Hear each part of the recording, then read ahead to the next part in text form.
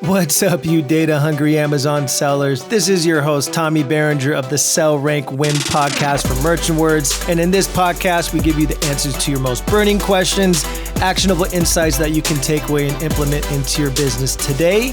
So let's go ahead and dive right into today's episode. What do you say? Let's go. What's up, everybody? In today's podcast, we're going to be speaking about wholesaling on Amazon using the FBA model and how to bundle within the wholesale model, and especially some extra super tips and tricks towards the end and some pro advice. So stick around and we're going to go ahead and dive right in right now. Let's go. All right. Welcome to the Sell, Rank, Win podcast from Merchant Words. It is episode 7 and we have an awesome guest on for you guys today. I'm so excited to have her on. She is a 7-figure seller with 12 years of experience on Amazon and 17 total years in e-commerce. She is also a podcaster, speaker, teacher, author, and I don't know what she does not do. She is amazing. Without further ado, Kristin Ostrander from Mommy Income. How are you today, Kristin? I am fabulous. Thanks so much for having me on. Absolutely. Thank you for coming on and joining the Sell, Rank, Win podcast with us here at Merchant Words. And I know our guests are going to get a ton of value out of this, especially having a professional on such as yourself. So what do you say? Let's go ahead and dive right in and give them what they're here for. Sure, let's go. All right, let's do it. So Kristin, tell us a bit about yourself and how you started selling on Amazon. Oh my, that's going a long way back. So honestly, what I used to do before this, I was a young married. So my husband and I got married. I was right out of high school. He was a little bit older than me, but pretty much high school sweethearts there.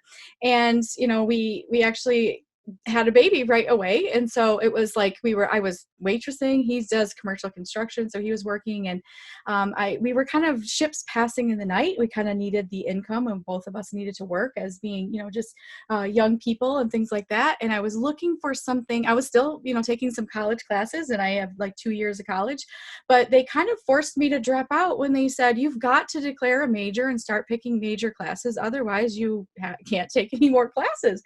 And so I kind of was like, there's nothing here for me. I've looked at every curriculum, every single career job opportunity. And I was like, just nothing appeals to me. And so I continued staying at home with my little one. And as my second one was born, I discovered eBay. I was a buyer on eBay at that time, back when you could write paper checks to eBay. That was the thing.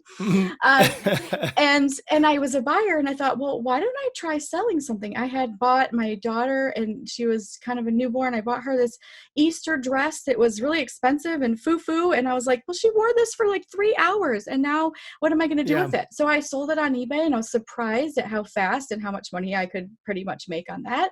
So I started selling my kids their toys, their clothes, things like that, to basically just get them new stuff, because we were still running a really tight budget and it was always feast or famine. My husband was either working like a ton of hours or there was no work at all. Being in Michigan in the winter was not great for construction. So I was just looking for something to just kind of make ends meet, really, just kind of get my kids the stuff that they needed. And I started going to yard sales to pick things up. I've also went to the dollar store, and back then when DVDs were a big deal, they had name brand DVDs that people would recognize at the dollar store. And so I decided to try my hand at selling those on eBay, and I was pleasantly surprised.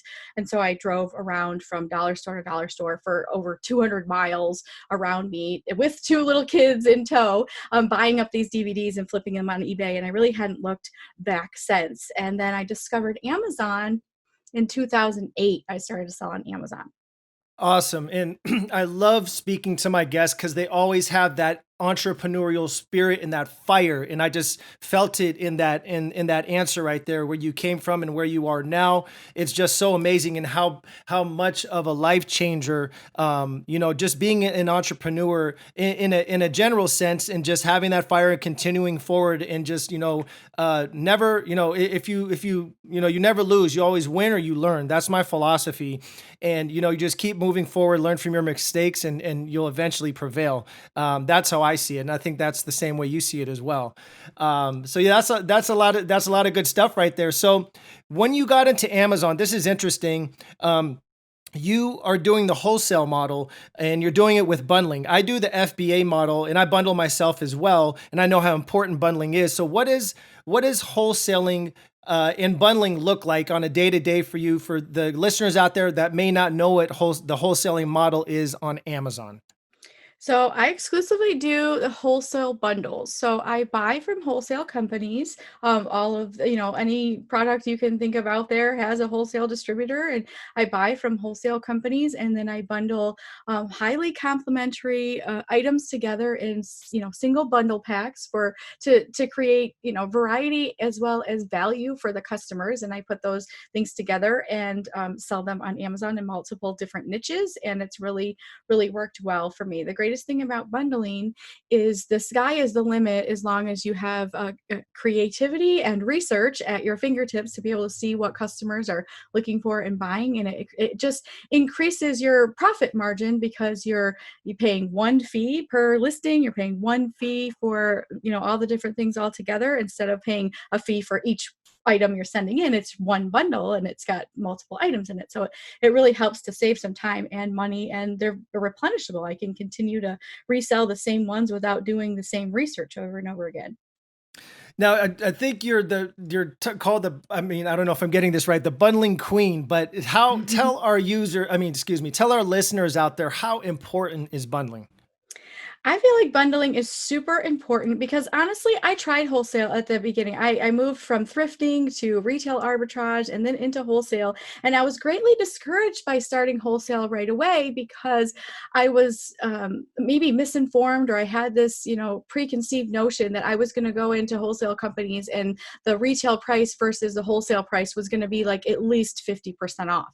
And I Mhm. was shocked to learn that that's absolutely not the case. And with Amazon fees, as much as they are, which I don't complain about because I know how much Amazon does for us as far as storage and shipping and customer service and things. But with that fee, there was just no way to make money on the things that I was researching for wholesale. And so I was starting to figure out, well, how can I still buy wholesale and still, try to increase my profit margin? I thought, well, what if I put 2 or 3 items in one package, and then it reduces the amount of fees I have, plus the customer's getting something, a little bit more special. And hey, if they buy, say shampoo and conditioner together in the same listing, then you're reducing, your carbon footprint with only one box, one package, one fee, one click. We are like a one-click society. Everyone wants to just hit, buy it Yep. now, and it's, shipped to our door in 2 days. And so it really appealed to not only me as a seller, but them as a buyer. And when I first started, it was such a success, the very first bundle I made, that I just couldn't stop.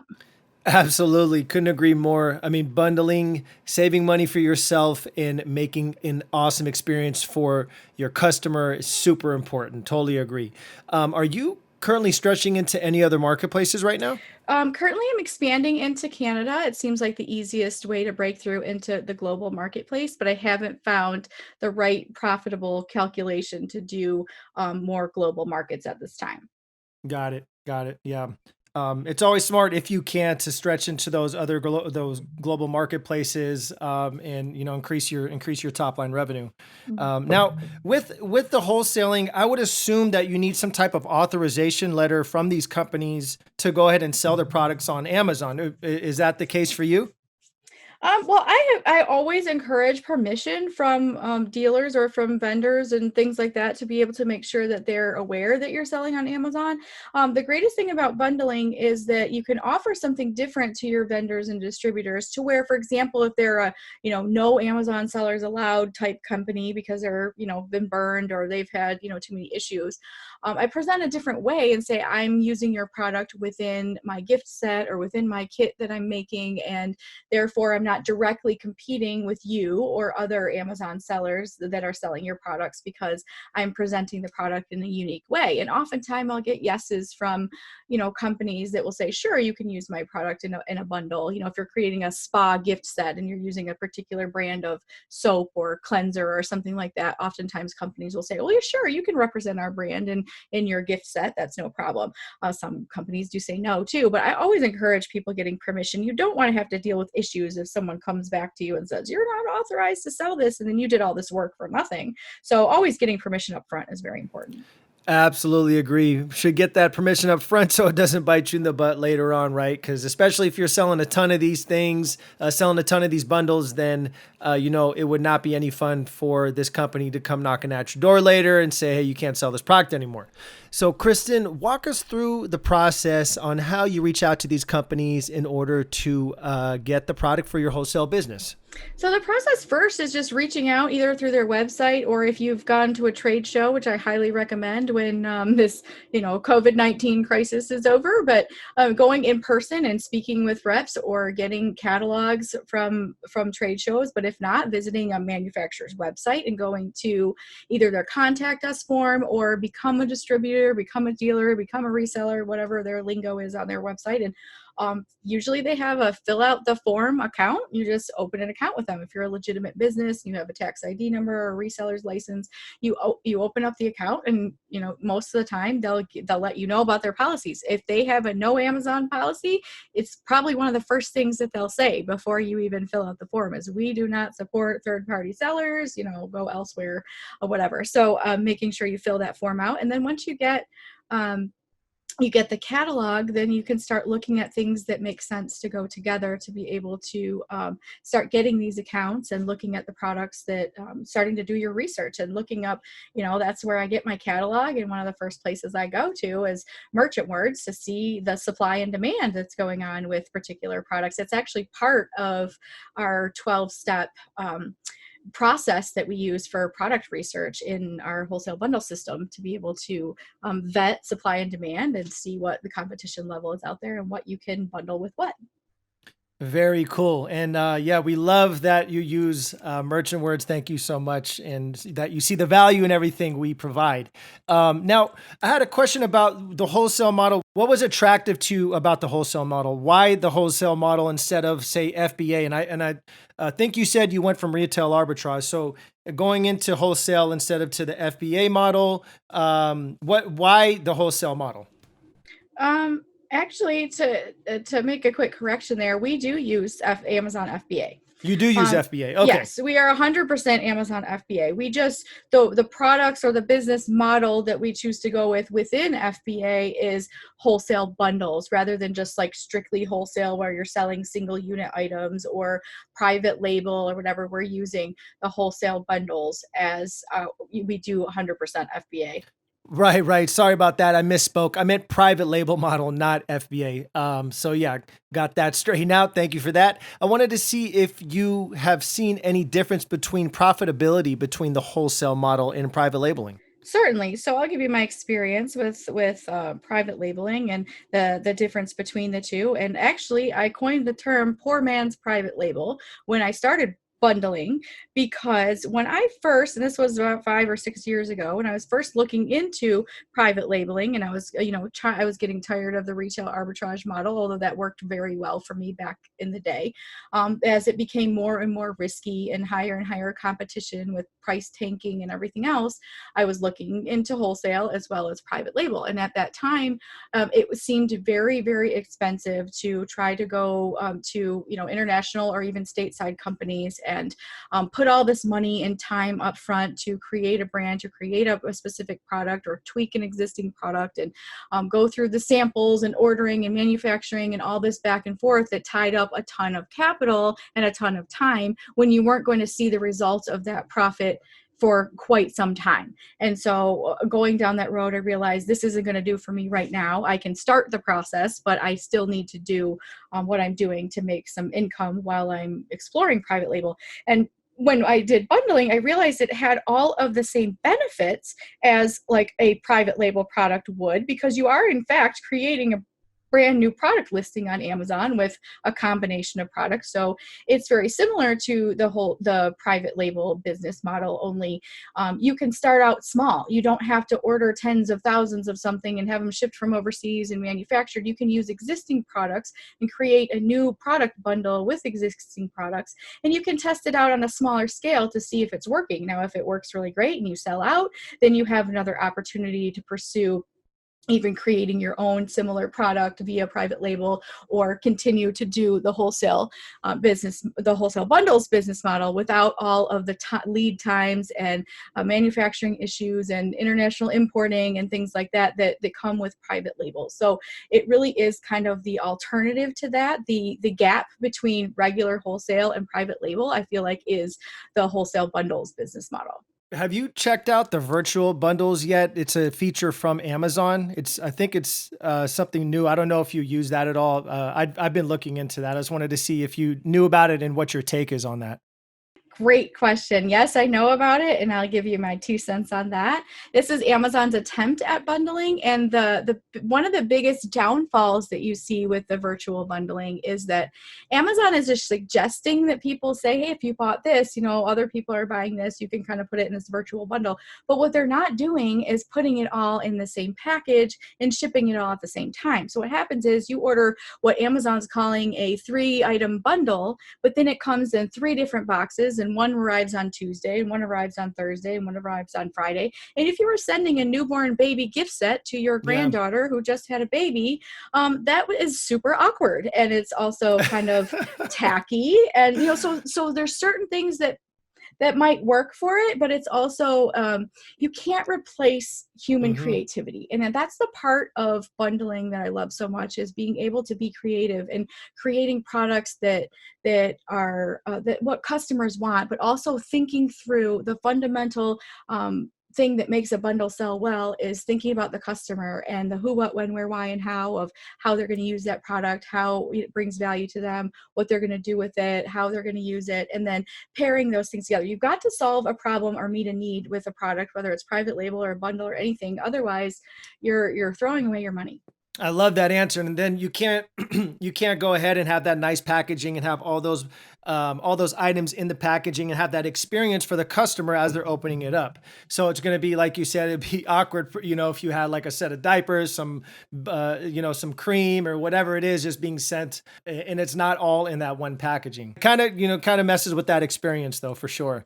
So Kristin, we're going to wrap this podcast up. We always like to keep it short and sweet and filled with value, which you have provided us. And we always, at the end of every podcast, like to provide our listeners with one pro tip that they can take away today and implement in their business today, whether it be from PPC, from bundling, from SEO, whatever you choose for that tip. Give it to our listeners, please. And I know you're going to provide some great value here. I think the key, no matter what business model you do, no matter what you decide, no matter if it's Amazon or not, what I've learned over the course of being a business owner for 17 plus years is consistency is everything.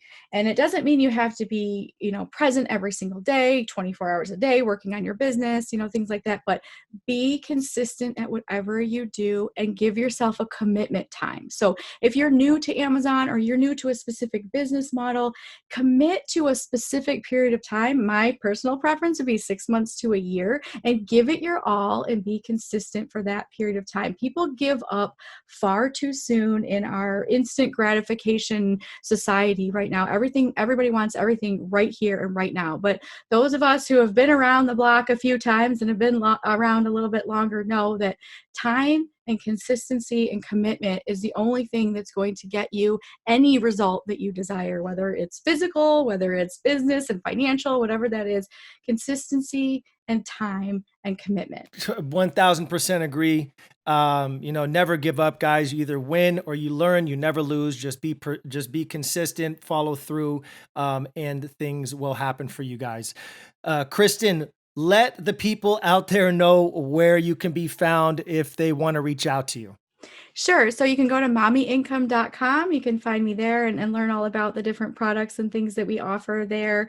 YouTube channel, and of course, the Amazon Files podcast is always available to listen to. Awesome. Thank you so much, Kristin. Very happy to have you on. Thank you so much for spending your time with us on this podcast. I know your time is extremely valuable. Just wanted to say thank you from myself and everyone at Merchant Words. Thank you so much for coming on the podcast. Thank you so much for having me. It's been a pleasure. All right. Thanks, Kristin. All right. Thank you guys so much for listening. And if you got any value out of this podcast at all, please let us know at the place that you listen to it at, whether it be iTunes, Stitcher, whatever it is. Give us some love, give us an awesome review, and let us know maybe some things you want us to talk about on the next podcast. Until next time, guys, stay awesome and be awesome.